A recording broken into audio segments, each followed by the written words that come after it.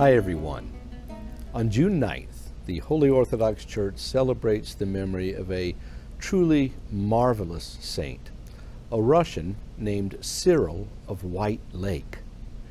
Now, Saint Cyril was someone who was privileged in his youth, born into an aristocratic family, but yet he was also orphaned at a fairly early age, and so one of the friends of the family, Timothy the boyar, who was active in the court of Prince Dmitry Donskoy at the time, took over his life and education.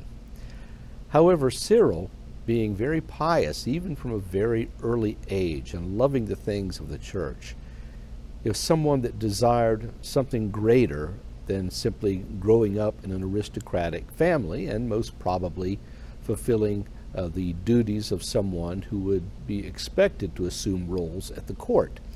Cyril was bored with things at the court, and so he sought out an elder named Stephen, who took him under his wing and in fact tonsured him, and then was a little bit afraid of bringing him back to Timothy to tell him what had happened. So Stephen said, "Well, don't worry, I will bring you now to Timothy, and I will speak to him first." Now, Cyril's name before his tonsure was Cosmas. And so he went to Timothy, and he said, "I have taken Cosmas from you, but I bring back to you Cyril the monk." Well, Timothy was not happy with this at all, and in fact was rather rude to the holy elder. But later on, after the elder had left, he and his wife had a discussion, and they realized that he had made a mistake. And so he called Timothy back and said, "Well, as it is God's will and your blessing, then I will approve of Cyril becoming a monk." And that he did, in the very famous Simonov Monastery in Moscow, one of the largest and most important there at the time. And Cyril eagerly entered into many duties in the monastery and was assigned finally to the bakery. He was there for about 9 years and then was taken out, and yet regretted it because he felt that he had more spiritual peace when he was there, because he would be in the bakery and he would see the burning flames and he would think, "Cyril, you need to watch yourself lest you end up in those burning flames." And so he became noted in the monastery for someone who was eager to help in any way that he could, a really truly devoted monk, and in fact so devoted that he began to act like a fool for Christ. This actually got him in trouble with the abbot Theodore, who was at first not understanding what was going on and thinking Cyril was being simply disobedient, but later he began to understand that Cyril indeed had at least a partial calling to this way of life and was more accommodating toward him. In the meanwhile, Cyril's reputation among the monks continued to grow, and at one point, Abbot Theodore became the Bishop of Rostov. And so when that happened, the brethren overwhelmingly elected Cyril to take his place.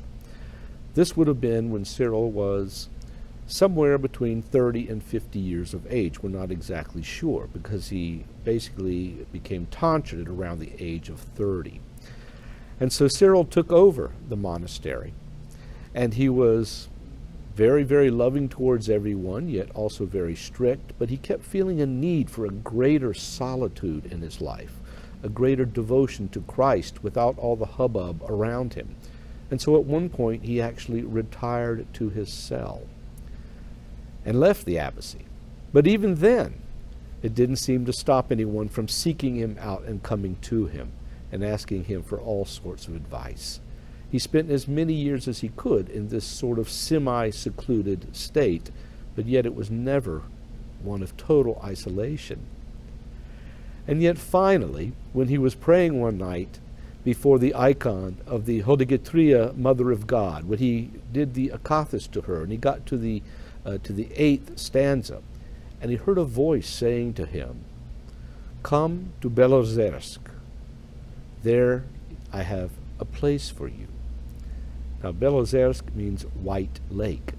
And it was a place north of Moscow, very, very isolated, especially in the 1300s, where the northern Tibet existed and has often been referred to as the forest desert of the north in Russia.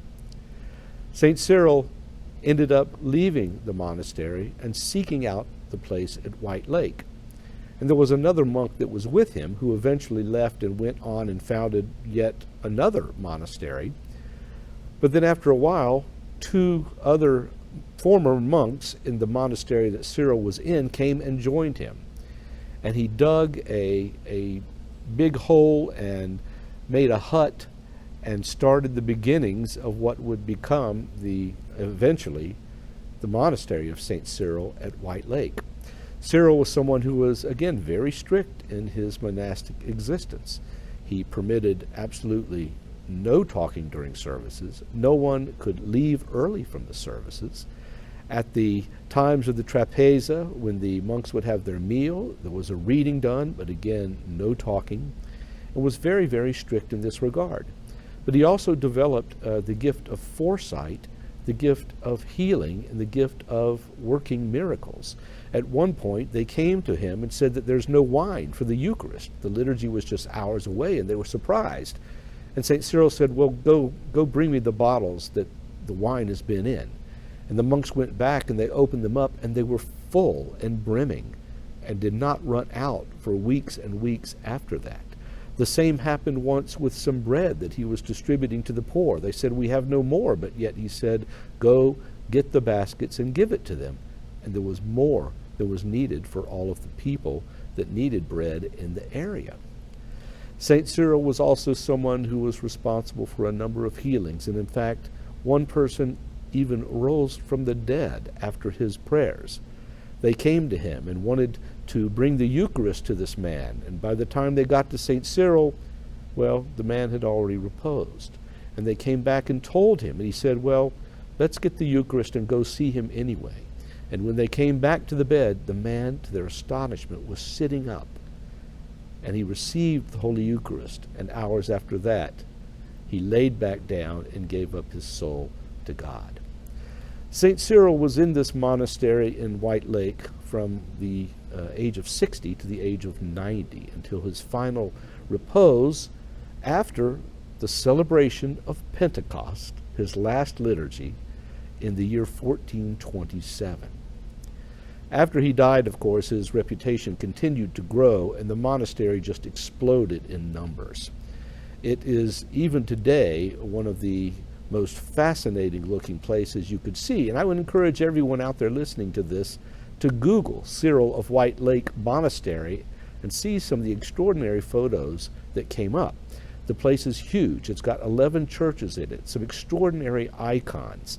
It used to have a library of over 2,000 books, but these were eventually moved to Moscow and to St. Petersburg. But among the treasures of the library were 16 books written by St. Cyril, along with 3 letters to different princes that he wrote to, part of the great legacy that he left behind.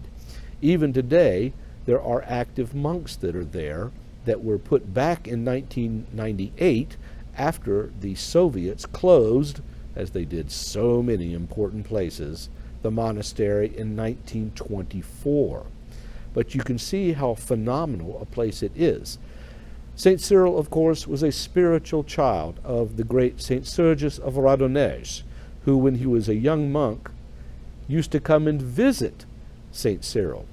St. Sergius, of course, was well known at that time, but every time he came to the Simonov Monastery in Moscow, he would first go to visit Cyril and talk to him about spiritual things. Well, St. Cyril continued his legacy, and this monastery that he established is part of the fruits of that legacy, something that, even though it's not as active as it was once before, is a bedrock foundational representation of the life of St. Sergius, continuing through St. Cyril, and even today, despite all of the problems that are there now, even today, there is no doubt that there are many monks there still benefiting from the instruction and spiritual legacy of St. Cyril of White Lake. Bye-bye.